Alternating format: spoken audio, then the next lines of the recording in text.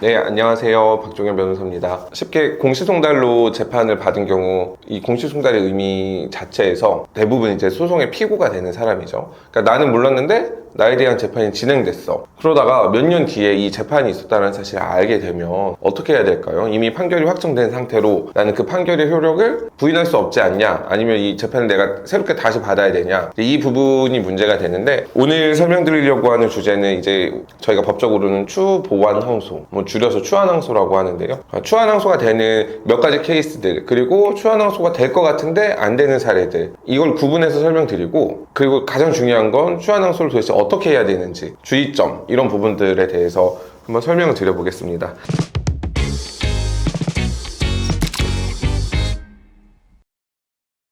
저희가 사용하는 강학상의 용어로는 보통 불변기간이라는 표현을 써요. 변할 수 없는 기간이다. 대표적인 게 1심 선고가 나고 나서 항소하는 기간. 형사사건은 7일이고 일반 민사사건은 14일이니까요. 그래서 이런 불변 기간을 넘어섰을 때 이 기간은 바뀌지 않는단 말이에요. 예를 들어서 내가 어제 아파가지고 못했다 이런 류의 사정으로 바뀔 수가 없어요. 불변 기간은 여러 가지의 종류가 있지만 실무에서는 사실 이 항소 기간을 놓쳤을 때 이때 추후 보완 항소가 되냐 안 되냐 이 부분이 가장 많이 논의가 되고 실제 적극적으로 활용되는 편이기도 합니다. 자, 이렇게 법에서 정해진 불변기간을 일반 국민들 입장에서 다 알기 어렵기 때문에 보통은 어떻게 하나요? 비용 부담이 되긴 하지만 결국 변호사를 선임해서 소송 대리인이 돼서 변호사가 사건을 해결하기 때문에 불변기간을 놓치는 경우는 이렇게 흔하게 발생하는 사건들은 아닌데, 그런데 왜 법에서는 이렇게 예외적으로 추한항소 제도를 두고 있냐? 결국 법이라고 하는 것은 형평, 이 공정함의 기준을 두고 있다고 보여진단 말이에요. 내 잘못이 없이 그 재판에 참여하지 못했는데 그 재판의 결과를 무조건 받아야 한다는 거는 부당할 수밖에 없고, 그래서 이례적인 몇 가지 케이스들을 두고 이런 경우에는 재판을 다시 할 수 있는 기회를 주겠다라고 하는 게 추후 보완 항소의 가장 핵심적인 내용입니다. 추후 보완 항소는 민사소송법 제173조 제1항에 정해져 있는데 이 내용을 좀 정리하면 당사자에게 어떤 기책 사유를 물을 수 없는 사정이 있었던 때에는 그 사정이 없어진 날로부터 2주일 내에, 쉽게 말하면 아까 말씀드렸던 것처럼 항소를 할 수 있다, 이런 취지란 말이에요. 자, 그럼 원래 추후 보완 항소라는 개념 자체도 사실 어렵고, 이거를 어떤 사정을 내가 알게 된 날로부터 14일 이내에 해야 되니까 사실상 나홀로 소송의 형식으로 하는 건 좀 어려움이 있어요. 근데 오늘 어쨌든 영상 한번 보시고 내가 되는지 안 되는지라도 먼저 체크하신 다음에 어떻게 해야 되는지를 볼게요. 자, 먼저 당사자에게 기책 사유가 있는 경우, 즉 이 케이스들에서는 추후 보완 항소가 불가능하다라고 생각하시면 됩니다.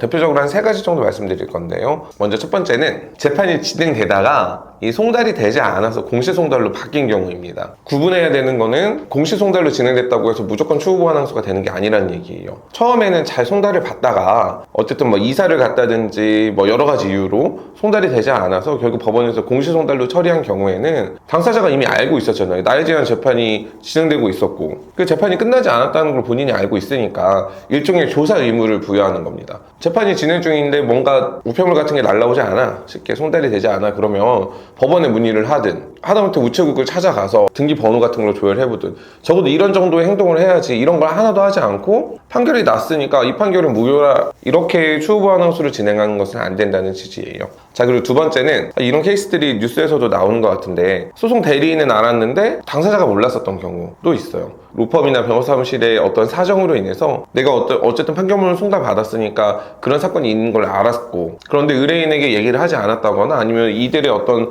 다툼의 문제로 의뢰인은 몰랐어요. 그런 상태에서 내가 직접 판결문을 받은 건 아니니까 소송 대리인이 받았지 나는 못 받지 않았냐, 그래서 14일이 지난 상태에서 항소를 하는 것, 이때에도 기책 사유가 있다라고 법원은 보고 있습니다. 이제 변호사랑 의뢰인이랑 다툼이 있고 그런 가운데 내가 예를 들어서 1심이 졌어, 그러니까 나는 너네랑 하지 않겠다, 다른 데다 하겠다, 이렇게 얘기하시다 보면 항소장을 내줄지 말아야 될지 이거에 대한 다툼까지 생기는 때들이 있습니다. 이 로펌 쪽에서는 본인이 다른 데 가서 무조건 한다고 했고 항소장도 본인들이 내겠다 이런 주장을 하게 되는 거고, 반대로 이제 소송의 당사자가 되신 분은 그걸 잘 모르잖아요. 이게 항소를 언제 해야 되는지 이런 걸 잘 모르다 보니까 14일이라고 하는 기간 놓친 다음에 서로 종전 변호사와 다툼이 생기게 되는 경우들을 굉장히 많이 보게 된단 말이에요.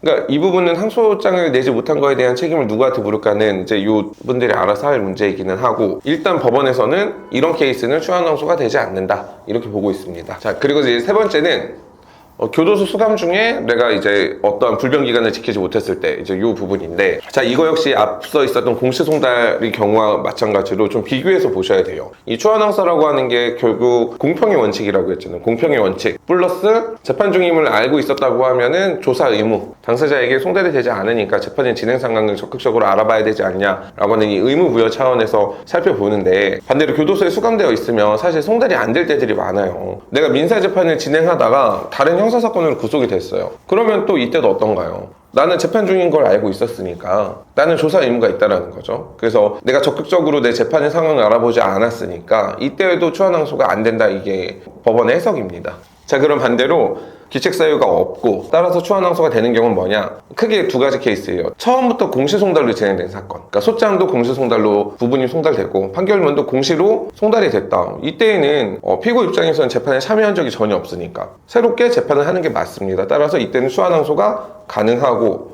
두 번째 아까 교도 수감이었었죠. 내가 수감되어 있어서 소장을 전혀 받지 못했어요. 내가 받지도 못한 사건의 진행 상황을 조사할 수가 없잖아요. 따라서 이런 케이스에서는 추한항소가 가능하다. 그래서 좀 구분해 보시면 됩니다. 물론 실무에서 가장 많이 나타나는 건 결국 공시송달 사건이기는 해요. 자, 그러면 일단 내가 이제 공시송달이 되는 건 알겠어요. 근데 알면 그 다음 어떻게 해야 되냐? 이때 가장 중요한 기간이 2주라는 기간이란 말이에요. 제가 예전에 이제 했었던 사건 중에도 이 송달에는 좀 뭔가 문제가 있어 보여요. 당사자 본인이 아니라고 하더라도 같이 살고 있는 가족들, 내지는 직장인 동료, 이런 사람들도 받을 수 있는데, 이 동거하는 가족인지 여부가 불명확한 상태에서 송달이 이루어졌는데, 근데 우리 의뢰인이 이걸 알고 저한테 사건을 갖고 왔었던 시간이 한 달 정도 돼버렸어요. 그러면 어떻게 되나요? 추한항소는 그런 사정이 없어진 날을 안 때로부터 2주 내에 할 수 있다고 했잖아요.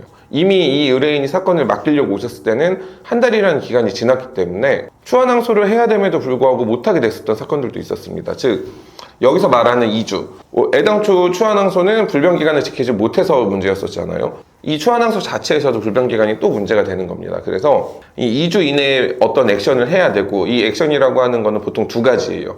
추한항소가 가능한지에 대한 재판 하나, 그리고 추한항소가 받아들여지면요, 통상적으로 이제 1심 사건이니까 이 1심 사건부터 새로 하는 건 아니고 항소심이 열리는 겁니다. 즉, 내가 이 항소 기간 내에 어떤 행위를 하지 못했던 거에 대한 불이익, 이 불이익만을 없애주는 것이 1심 재판부터 새로 하는 건 아니어서요. 그래서 추한항소가 인정되는 사건들에서는 당연히 1심이 아니라 항소심이 진행된다, 이렇게 이해하시면 되고, 이 14일 이내에 이 두 가지 행위들이 다 이루어져야 돼요, 법원에다가. 그래서 기간을 놓치게 되는 케이스들도 있으니까 이 예외적인 사유로 인해서 다시 재판에 참여할 수 있는 기회를 얻게 되는 거니까요.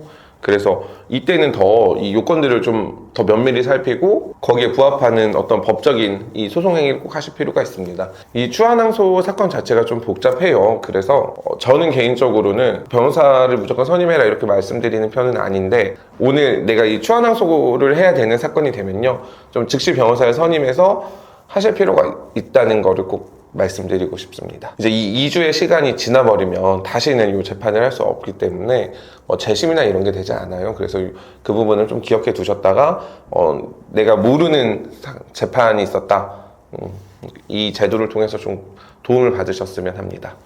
오늘 영상이 좀 어렵다 보니까 저도 용어를 최대한 쉽게 설명드리려고 하는데, 그러다 보니까 좀 저도 어렵네요. 이 내용들이 저희 그 공식 블로그에 제가 내용들을 좀 포스팅 해놨어요. 그래서 그 내용들을 참고하셔도 좋고, 그래도 어렵다 싶으면 유선으로 다른 지역에 계시는 분들도 문의하셔도 좋습니다. 감사합니다.